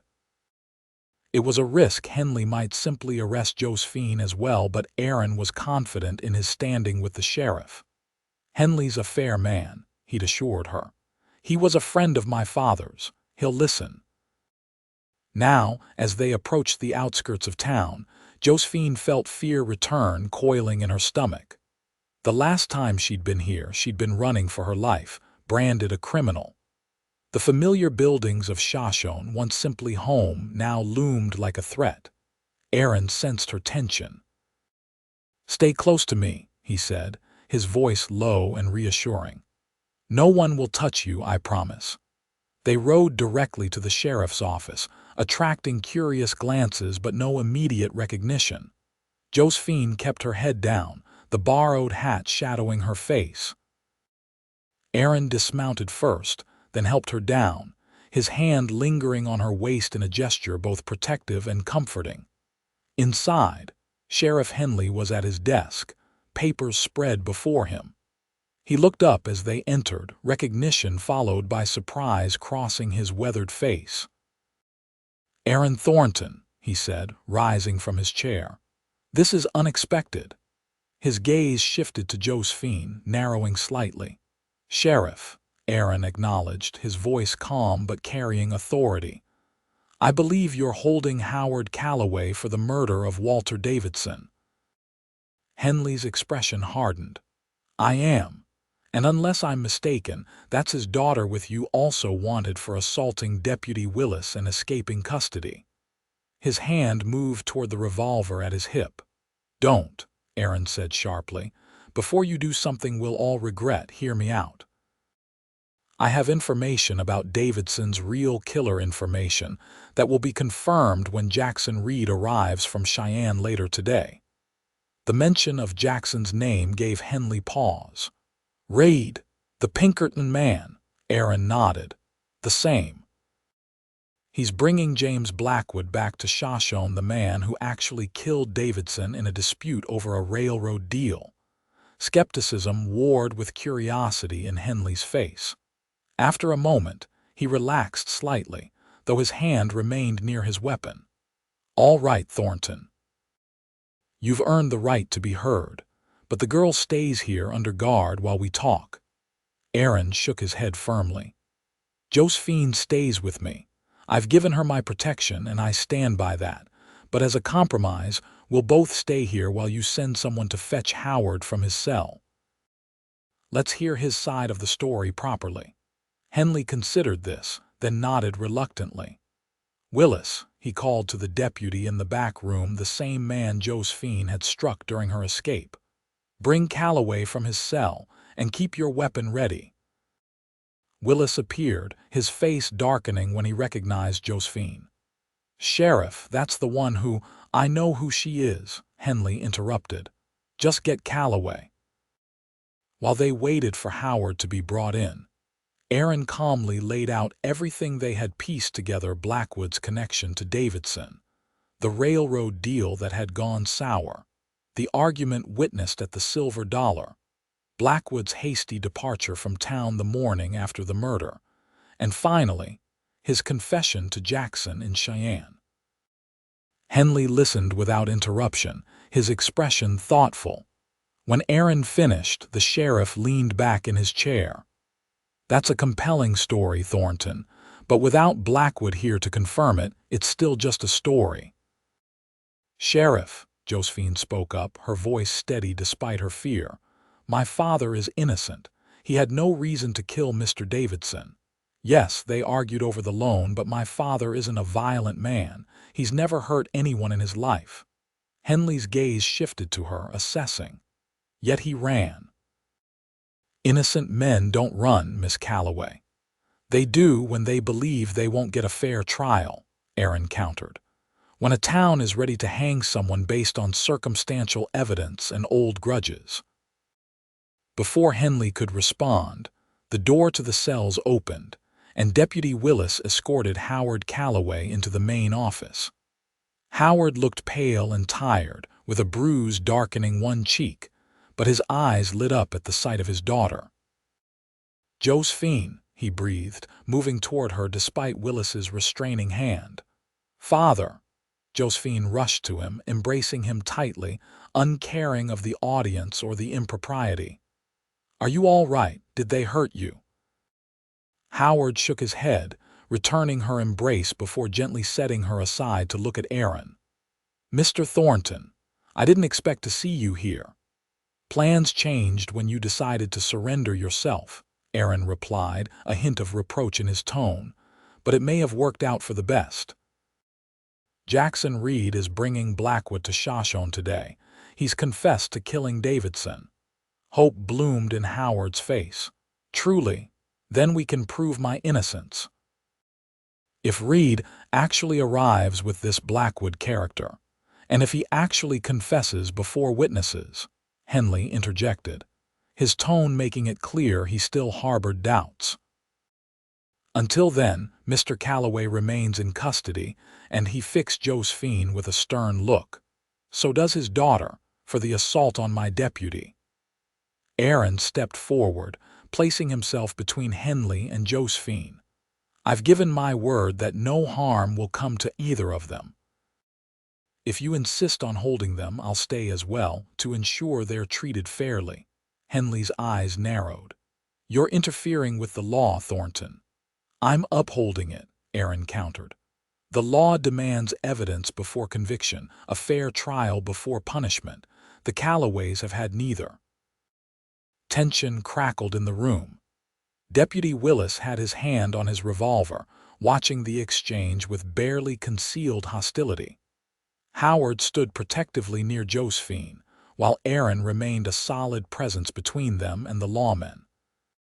Finally, Henley sighed, some of the tension leaving his shoulders. "Always were stubborn, just like your father," he muttered. Then, more loudly, "Fine. The Calloways can wait in my office under guard until Reed arrives. If this Blackwood confesses to the murder before witnesses, they'll be free to go. If not—" He let the threat hang unspoken. It was a compromise, not a victory, but it was better than cells, better than immediate judgment.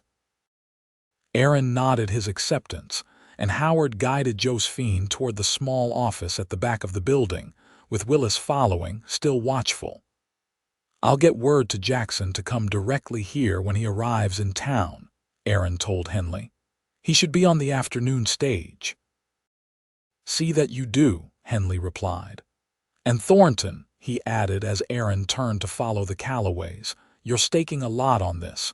Your reputation, your standing in the community, I hope you're right about them." Aaron looked back, his expression unwavering. "I've never been more certain of anything in my life, Sheriff."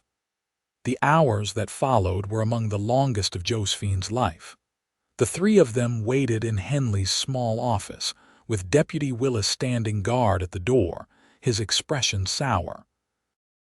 Aaron had been permitted to leave briefly to check for the arrival of the stage, but returned with news that it was delayed, likely due to conditions on the mountain passes after the recent storm. "It will come," he assured Josephine quietly, taking her hand beneath the table where they sat. "Jackson won't fail us." Howard watched their interaction with a small smile, despite the gravity of their situation. "Your Mr. Thornton seems very certain of his friend," he commented. "Jackson Reed is one of the best Pinkertons in the West," Aaron replied. "If he says he has Blackwood and a confession, then he does." Willis snorted from his position by the door. "Pinkertons, glorified bounty hunters, if you ask me." Aaron ignored the jab, but his hand tightened briefly around Josephine's. The afternoon shadows were lengthening when they heard a commotion in the main office. Raised voices, footsteps, the sound of the front door opening and closing several times. Willis straightened, his hand going to his revolver. The door to the office opened, and Sheriff Henley entered, his expression unreadable. Behind him came two men, one tall and lean, with the hard eyes of a man accustomed to danger, the other smaller, disheveled, with the shaking hands of a man too long in the bottle. "Aaron," the tall man said, nodding in greeting. "Got your telegram. Sorry for the delay, pass was washed out, had to take the long way round." Aaron stood, extending his hand. "Jackson, thank you for coming, and for bringing Mr. Blackwood." The disheveled man Blackwood looked around nervously, his gaze skittering over Josephine and Howard before fixing on a point in the middle distance. "I told him everything," he muttered. "About Davidson, the railroad, all of it. I just want it over with." Henley crossed his arms, studying Blackwood with the practiced eye of a lawman who had seen every kind of criminal.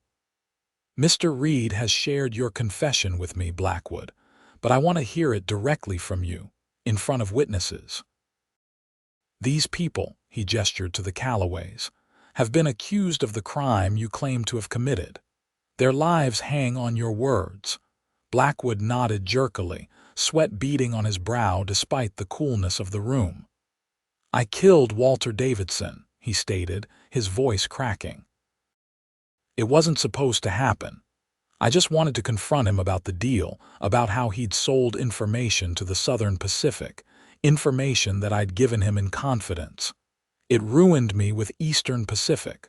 My career, everything I'd worked for, gone." He paused, drawing a shaking breath. "We argued in the saloon. He brushed me off, talked to Calloway here for a minute, then told me to meet him at his office later if I wanted to discuss it further. When I got there, he was smug, laughing about how I should have known better than to trust him. Said business was business, and if I couldn't handle the game, I should find another line of work." Blackwood's hands twisted together nervously. "I lost my temper. There was this paperweight on his desk, heavy bronze thing. I picked it up, just meaning to emphasize my point, but he said something else, something about how I was finished in the railroad business regardless, and I hit him with it, just once but hard. There was so much blood." He trailed off, his face ashen at the memory, and then Henley prompted, his voice neutral. "Then I panicked.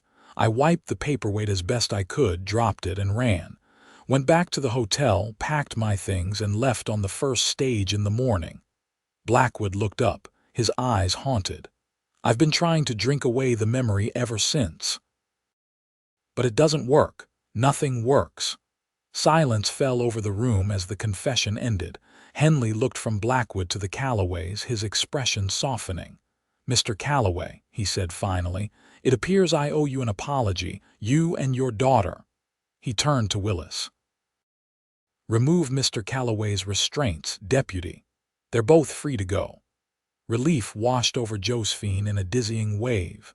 She clutched her father's arm as Willis, clearly unhappy but following orders, unlocked the handcuffs that had bound Howard since his capture. "And Blackwood?" Aaron asked, his voice level but with an undercurrent of tension. "Will be held for trial," Henley said firmly. "Murder is murder, regardless of the provocation." He looked at Howard again. "Your store and home are still there, Mr. Calloway. Davidson's estate is in probate, but given these circumstances, I believe the court will invalidate any claim against your property based on the loan." Howard nodded, rubbing his wrists where the cuffs had chafed. "Thank you, Sheriff. But I think perhaps Shoshone holds too many painful memories now. For both of us." He glanced at Josephine, then at Aaron, a question in his eyes. Josephine felt Aaron's hand find hers again, strong and reassuring. "I believe," Aaron said slowly, his eyes on Josephine's face, "that there might be a place for both of you if you're interested. The ranch has prospered, but it's a lot for one man to manage alone. I could use a partner with a head for business, Mr. Calloway. And there's a town nearby, growing with the railroad's approach. It might benefit from a well-run general store." The offer was generous, logical, and completely transparent in its actual purpose. Howard smiled, the first genuine smile Josephine had seen from him in what felt like a lifetime. "A generous offer, Mr. Thornton. One that deserves careful consideration." He looked at his daughter, his expression softening. "Though I suspect Josephine may have already formed an opinion on the matter." Josephine felt warmth rise in her cheeks, but she met her father's gaze steadily. "I think it's a wonderful idea, Father, for both of us." It was decided then, with the simplicity that often marks life's most significant turning points. The Calloways would sell their property in Shoshone reclaimed from Davidson's clutches and move to Aaron's ranch, building a new life from the ashes of the old. As they left the sheriff's office, stepping into the late afternoon sunlight of Shoshone for what might be the last time, Josephine felt a weight lift from her shoulders. The streets that had recently been the backdrop to her desperate flight now seemed ordinary again, just a frontier town going about its business, neither threat nor sanctuary. Aaron helped her mount Daisy, his hands lingering at her waist a moment longer than necessary. "Are you sure about this?" he asked quietly. "About staying with me." Josephine looked down at him, at the man who had found her hiding in the dust of the plains and whispered those life-changing words, "You're safe." The man who had believed in her innocence, protected her when all others sought her capture, and in the process had claimed her heart. "I've never been more certain of anything in my life," she replied, echoing his earlier words to Sheriff Henley. Aaron's answering smile was like coming home after a long journey, warm, welcoming, full of promise. He mounted Copper, and together with Howard on a horse borrowed from Jackson, they rode out of Shoshone toward the setting sun and the future that awaited them beyond the horizon.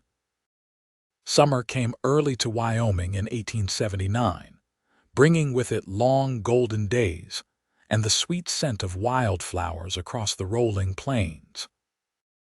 The Thornton Ranch, once a solitary outpost on the frontier, had blossomed into a thriving enterprise under the combined efforts of Aaron and Howard, whose head for business had proven invaluable in expanding their operations.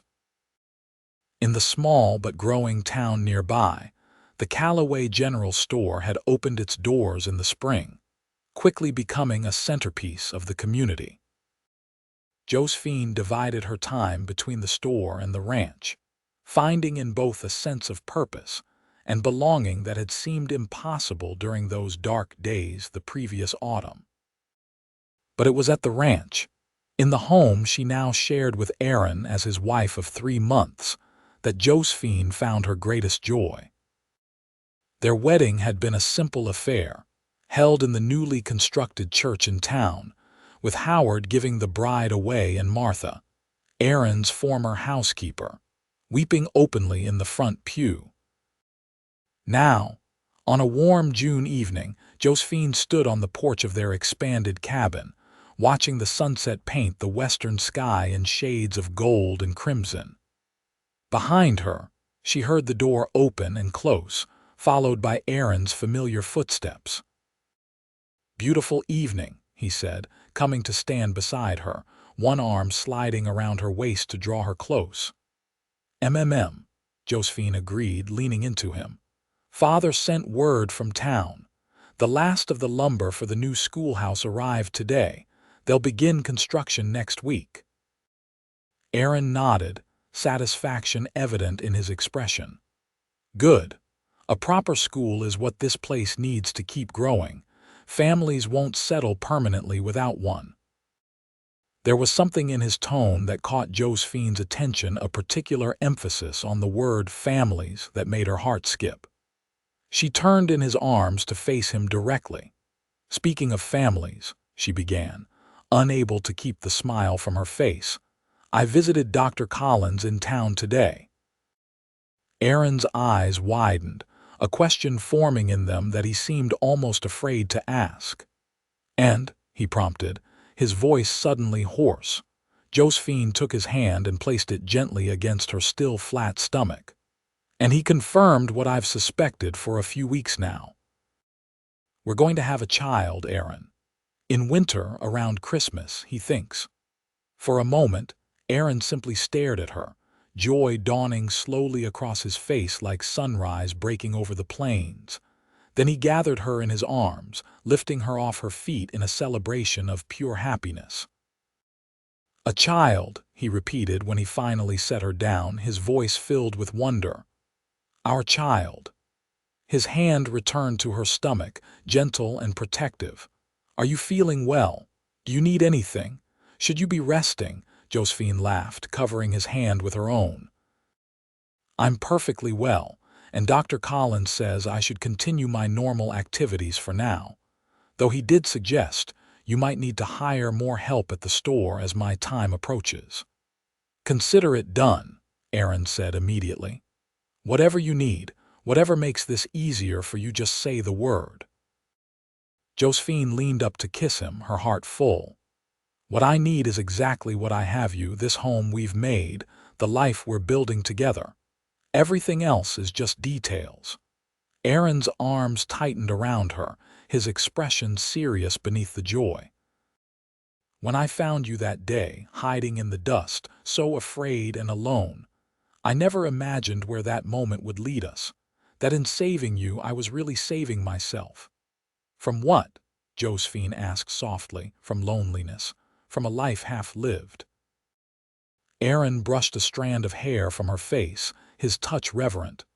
You brought light back into my world, Josephine, and now you're giving me a family, a future. As twilight deepened around them, stars beginning to appear in the darkening sky, Josephine thought of all the twists and turns of fate that had brought them to this moment, a desperate flight, a fortuitous meeting, a promise whispered in the dust of the plains. You're safe. That promise, made in a moment of crisis, had grown into something far greater, far more enduring. Not just safety but belonging. Not just shelter but home. Not just rescue but love. We have a lifetime ahead of us, she said, resting her head against Aaron's chest, listening to the steady beat of his heart. A lifetime to build something beautiful from what began in darkness and fear. Aaron's answer was a kiss, tender and profound, sealing the promise of their shared future as the first stars of evening watched from above, eternal witnesses to the love that had blossomed against all odds in the wild heart of the Wyoming frontier. Winter came early that year, blanketing the ranch in snow before November's end. By the time December arrived, bringing with it the promise of Christmas and the imminent arrival of their child, Aaron had transformed the cabin into a fortress against the cold extra, wood stacked high against the outer walls, windows sealed against drafts, the larder filled with preserved fruits and vegetables from their summer garden. Dr. Collins had taken to visiting weekly, making the trek from town despite the weather, his concern for Josephine evident in his careful examinations and detailed instructions to Aaron. First babies sometimes come early, sometimes late, he reminded them during his latest visit. But everything looks to be progressing normally. Just keep her warm and rested and send for me at the first sign of labor. Howard had closed the store temporarily, moving back to the ranch to be near his daughter during her confinement. His presence was a comfort to both Josephine and Aaron, his calm demeanor and practical nature, a steadying influence as the time grew closer. On the evening of December 22nd, with a full moon rising over the snow-covered plains and the temperature dropping toward bitter cold, Josephine felt the first telltale pain low in her back, radiating around to her abdomen. She was sitting before the fire, a blanket around her shoulders, watching Aaron and her father play a game of chess at the table nearby. The pain was different from the practice contractions she'd been experiencing for weeks, sharper, more insistent, with a purpose behind it that her body recognized even if her mind was still catching up. "Aaron," she said quietly, her hand moving to her swollen belly as another wave of pain began to build. "I think it's time to send for Dr. Collins." Aaron's head snapped up from the chessboard, his eyes meeting hers with a mixture of excitement and alarm. "Are you sure? The pains have started." Josephine nodded, managing a smile despite the discomfort. "Yes, they're not very close together yet, but they're definitely real." Howard was already on his feet, moving with purpose. "I'll saddle the horse and go for the doctor myself," he said. "Aaron, you stay with Josephine." Aaron seemed torn, clearly wanting to be the one to ensure help came quickly, yet unwilling to leave Josephine's side. "The weather," he began, "is cold but clear," Howard finished. "The moon is bright enough to light the way. I'll be fine and back with Collins as quickly as possible." Decision made. Howard bundled into his heaviest coat, gloves, and hat, pausing only to press a kiss to Josephine's forehead before heading out into the winter night. Alone with Aaron, Josephine tried to remain calm as the pains gradually intensified. They prepared the bedroom according to Dr. Collins's earlier instructions: fresh linens on the bed, clean towels stacked nearby, water heating on the stove. Between contractions, Josephine walked slowly around the cabin, Aaron's arm supporting her, his voice a constant murmur of encouragement and love. "You're doing wonderfully," he assured her as another pain peaked and subsided. "Your father will be back with the doctor soon." But as the hours passed and the pains grew stronger and closer together, it became clear that the journey to town and back was taking longer than anticipated. Outside, the weather had worsened, the wind rising to a howl, driving snow against the windows in icy pellets. "The storm," Josephine gasped between pains. "They might not be able to make it back until it passes." Aaron's face was tight with worry, though he tried to hide it. "Then we'll manage ourselves. Women have been having babies without doctors since the beginning of time." Josephine attempted a smile that turned into a grimace as another contraction seized her. "Not many of those women had a husband as capable as mine," she managed when the pain ebbed. "But I think we should prepare for the possibility." The hours blurred together as the labor progressed, each contraction bringing their child closer to the world. Aaron never left her side, supporting her through each wave of pain, wiping her brow, offering sips of water, and whispering words of love and encouragement that gave her strength when her own began to flag. Near dawn, with the storm still raging outside and no sign of Howard or Dr. Collins, Josephine felt a new urgency in her body's demands. "Aaron," she gasped, clutching his hand so tightly her knuckles whitened, "I think the baby is coming. Now." Aaron's face paled slightly, but his voice remained steady. "Then we'll welcome our child together, just the two of us." He helped her into position on the bed, arranging pillows to support her back. "You tell me what to do, and I'll do it." What followed was a blur of pain and effort, of Aaron's steady presence and unwavering support, of pushing and breathing, and finally, miraculously, the cry of a new life entering the world. "A boy," Aaron announced, his voice choked with emotion as he wrapped their son in a clean towel. "We have a son, Josephine. A perfect, beautiful son." He placed the tiny bundle in her arms, and Josephine looked down into the face of their child for the first time. Red and wrinkled, with a dusting of dark hair and eyes that, when briefly opened, revealed a deep blue that might someday match his father's. "Hello, little one," she whispered, tears streaming down her face. "We've been waiting for you."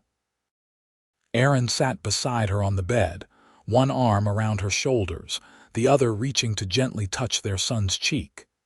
"He's incredible," he said softly. "You're incredible. I've never seen anything braver or more beautiful than what you just did." Josephine leaned into him, exhaustion and joy mingling in equal measure. "We did it together, just like everything else."